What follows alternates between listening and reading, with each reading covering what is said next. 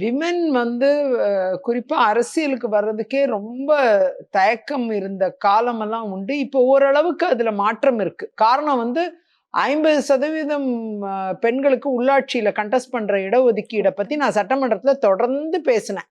பேசின பிறகு அம்மையார் ஜெயலலிதா அவர்கள் அதை நிறைவேத்தினாங்க. என்னுடைய கோரிக்கையை ஏற்று நிறைவேத்தினாங்கன்னு தான் நான் சொல்லுவேன். ஏன்னா அடிக்கடி அதை பத்தி அதிகமா பேசின ஒரு சட்டமன்ற உறுப்பினர் நானு.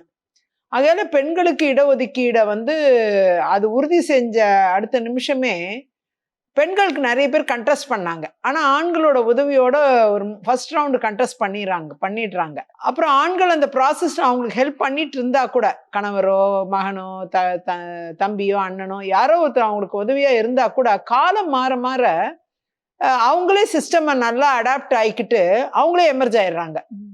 விமன் அடுத்த தடவை கண்டெஸ்ட் பண்ற அளவுக்கு அவங்க எமர்ஜ் ஆயிடுறாங்க. ஸோ அனுபவம் அவங்களுக்கு நிறைய விஷயங்களை கற்றுக் கொடுத்துருது. அதனால இண்டிபெண்டா விமன் இன்னைக்கு நிறைய பேர் அரசியலுக்கு வர்றதுக்கு விருப்பப்படுறாங்க. தூய்மையான அரசியல்ல பயணிக்கிறதுல சந்தோஷப்படுறாங்க.